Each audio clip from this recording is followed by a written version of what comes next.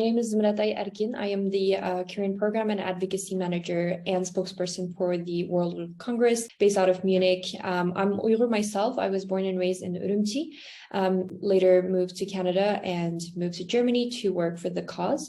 Mostly working on multilateral advocacy, so leading advocacy efforts at the UN level, as well as in other spaces, and leading efforts to also hold the Chinese government accountable for their crimes, including campaigns on forced labor and similar campaigns. I think Uyghurs can agree that Uyghur culture and history is very rich. We have a very vibrant culture, very much focused on, different forms of art, for example, poetry, dances, songs, and we have a lot of appreciation and love and for our own culture. So it was, we did everything to keep that culture alive, to promote it, and it was possible to a certain extent, and it was also promoted by the Chinese government to a certain level as well.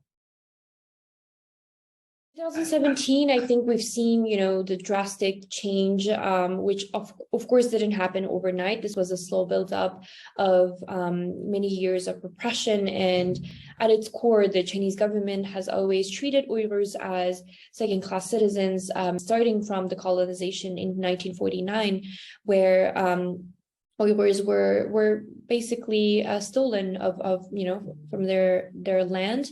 And I think what we've seen in 2017 is the emergence of mass internment camps across the region. And this is something that really shocked the conscience of the international community.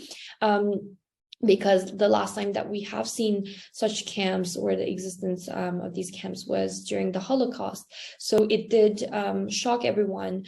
And with the camps, the Chinese government had already built a system of repression and repressive policies and discriminatory laws as well, such as the introduction of the counterterrorism law and the regulations on the extremification, which basically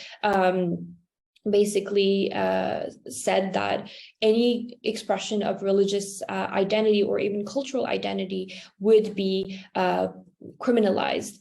And in fact, this is exactly what have happened. And this actually also comes at the same time as the securitization of the region, with the installment of checkpoints at every corner, cameras, surveillance, very sophisticated surveillance system, and the internment of millions of Uyghurs and Turkic people in the region for simply existing as Uyghur and Turkic people. There was like a targeting of religious, cultural identity, but also the religious and cultural sites, such as mosques, shrines, cemeteries, and other places, and attack and target on use of Uyghur language. And so with that, slowly, there's also been the industrialization of the region that has also brought the forced labor, different forced labor schemes, basically incentivized by the Chinese government. You have different Chinese companies and manufacturers employing Uyghur workers at a very a low price, basically, where thousands of Uyghurs or millions are sent to different factories or different places to work under these conditions of basically forced labor, because they are monitored on a daily basis. They are segregated. They are not allowed to return to see their family members when they want. They also receive political re-education after their shifts. So all of these different basically signs, they meet the criteria of forced labor as well. And given that forced labor is widespread in the cotton picking and also in this industry, there are very high chances that there is forced labor involved in this, and knowing that 25% of the worldwide cotton comes from China. It gives you, basically you can imagine that forced labor is very much widespread.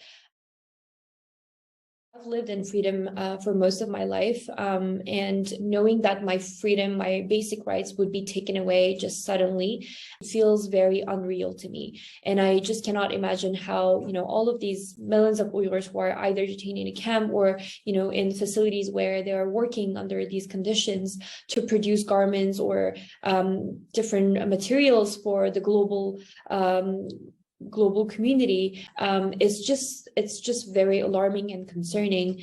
And I have probably family members who are working under these conditions, so it feels shocking to me. The hearing in October will be one step towards accountability, not only for the victims, but also to just hold perpetrators accountable for their crimes, and also to awaken the world to the fact that our global supply chains are extremely dependent on Chinese supply chains, which are, tainted with forced labor and grave human rights abuses, including crimes against humanity and genocide, which was also determined by the recently released OHCHR report by the UN, and also the Uyghur Tribunal's findings of genocide. So the hearing in October will give us a clear picture of how governments around the world can act to hold to break down that system of complicity as well in our global supply chains, and how we can act and we can take tangible actions to prevent such atrocities or prevent our implication in such atrocities.